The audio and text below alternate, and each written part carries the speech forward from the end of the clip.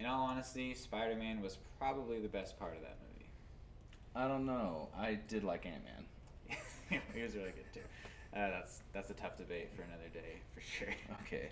Hey guys, and welcome back to another graphic novel review by Craving Comics and powered by the Nerd Store once again. We are here celebrating one of DC Comics' best graphic novels about one of their best characters, and that is The Flash Rebirth. Here to tell us more, give us some background, is Brett Duke, the man with the Flash shirt. Exactly. I dressed for the occasion. That's what we actually call you, like in the gym and in the bowling alley. The man with the Flash shirt, Brett/Duke, quotation marks. That makes so much more sense now. Well, you're wearing the shirt today, so. In honor of DC Universe's Rebirth event that's occurring, we decided to take a step back and realize, DC has done past rebirths. And so we thought, well, why don't we review one? And of course, the first one that came to our minds was The Flash Rebirth. One of the most iconic characters that have been gone for such a long period of time, brought back into the DC universe. And so, Ricky, you and I, when we think of the Flash, the fastest man ever, the red blur. He's Barry Allen. Or Wally West. I like Wally West. Okay, teach their own. But Barry Allen is the original Flash, right? Yes, the one in DC that pretty much went for decades upon decades as the Flash. Yeah. And growing up, we always knew that Barry Allen was the Flash, but believe it or not, for 23 years, he didn't exist in the DC universe. He died on Crisis on Infinite Earths. And 23 years, that's a long time. But in comics, that's like an eternity. That's like longer than dog years. Yeah, leaving a comic book character dead that long, it's unheard of. Exactly. It's crazy. Which is why Flash Rebirth is awesome. Yeah. It's kind of like the same thing as if they were to just bring back Uncle Ben right now. I'll be like, what? Weird. I feel like they did that with the clone once. It wasn't good. That's the point. This is good. So with The Flash Rebirth, we knew that this was going to be a very interesting comic when it came out. Jeff Johns is the writer, and Ethan Van Sciver is the artist. Two people in the comic industry that are at the top of their game, even to this day, especially back then. And Barry Allen is back. We don't know why, but he is back. And he's realizing he has lost a lot of time. People can text message now. He probably doesn't even know what that is. Yeah, like everyone's walking around bumping into each other because they're on their little cell phony devices. He didn't even know that they were phones. He was like, because someone's walking around saying, I think I have a bad signal, let me just keep on walking. And he's wondering, what's that brick to their ear? And he's just realizing how much technology has changed, but yet how some things have not, like Iris, his wife. She hasn't aged a day somehow. 24 whole years. Miracle cream or something. Get on that. But we realize that with every consequence, with every choice, there's always a reaction to that. And this is the same thing that the Flash, what we come to realize is that something's wrong, because every time when he touches someone that has the Speed Force as well, they actually disintegrate in a way from the inside out. Ew. Yeah. Doesn't that get really messy for people? Like, does he carry around a dustbin and a broom to... That's what Kid Flash is for. Sweep. That makes sense. Sidekicks are good for something. That's what sidekicks are for. Clean up about those messes. So people are disintegrating. So it sounds like the Speed Force is tied into this story somehow. Yes. So the Speed Force is everything. Okay. The Speed Force is what was able to bring Barry back. And the whole thing is that, why did Barry even come back?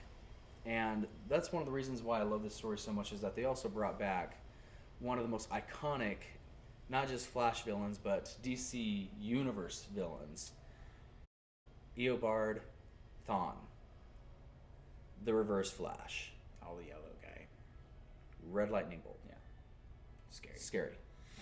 Exactly. Scary. So this is a comic that, actually, if you were to pick this up before you pick up your first issue of DC Universe Rebirth, it would be very helpful because of exactly what happens in here. Yeah, people trapped in the Speed Force, right? Kind of this interdimensional play on if you travel fast enough, you're not anywhere at all. Like your molecules are just kind of in nothingness. That trope kind of plays its head again in DC Universe Rebirth, but not with Barry Allen this time, with a different Flash. Yep. So, Yep. something to be familiar with for sure. Yep. If you read this, DC Universe's Rebirth will seem a lot more easier to read and understand. Yeah, for sure. So Brett, so obviously we know currently DC Universe Rebirth is going to mix up everything and be the new start to who knows how many years of comics. Yeah. What place would you say this book had in the DC universe at the time that it came out? How did it shape, besides just the fact that Barry Allen's alive, what place would you say it has in the universe? In the universe at the time, it played a huge part because at the time Batman was missing, so we had no Batman. And also at the time, John Johns, the Martian Manhunter, he was dead. So we have some key characters in the Justice League that were not existent in the comic book realm. And being able to bring back someone like Barry Allen to kind of help out the Justice League, tremendous help. And at the time, I feel like DC needed it because it had been 23 years since Barry Allen had just been alive. And again, he had been around for decades before. So fans have been wanting to see him come back. And it was just about time. And this was definitely the story to tell, and also the creative team to do it. Nice, good. Yeah, and speaking of that team, how about the artwork? Obviously, the writing and the concept is great from Jeff Johns, but the art, what did you think of it? When it comes to Ethan's art, I thoroughly enjoy his art in anything. He does mainly now variants with like Spider-Man, Batman, things like that. But when it comes to stories that he's done, I find his art, it's very detailed, but just pops out. That's the thing that I love about it, is that it doesn't matter who he's drawing for, is that when he wants you to notice something, you don't have to draw something super dark or even draw something brighter, a different color. He's able to do it with the natural colors of the character, but just let that pop out so you know exactly what he wants you to keep looking for while you're reading. Yeah, I agree, and I especially liked the detail that he can show in characters' faces, the emotions. There's a lot of cool moments in this. People are seeing each other again, and yeah, a lot of deep emotion there, attention to detail in the faces. Exactly. It's really good. So overall, I would give this comic a B+. Really? A B+, mainly just because I feel that, you know what, it's hard to be in the top realm because, I mean, I wouldn't consider it my top 10, of course. I mean, it's not up there with Watchmen or anything like that, but it's still an essential comic to read in the DC realm. And so I'd say pick it up. I mean, you can probably get it for pretty cheap right now because of the Rebirth. They're probably having it on sale, whether you get it digitally or a hard copy of it. But trust me, this will be a good buy and a good addition to your library. Nice. Well, good. You heard it here first. Awesome book. You didn't hear it here first because it's been out for like 10 years, but you heard it here 32nd. And that's what matters. Yeah, exactly.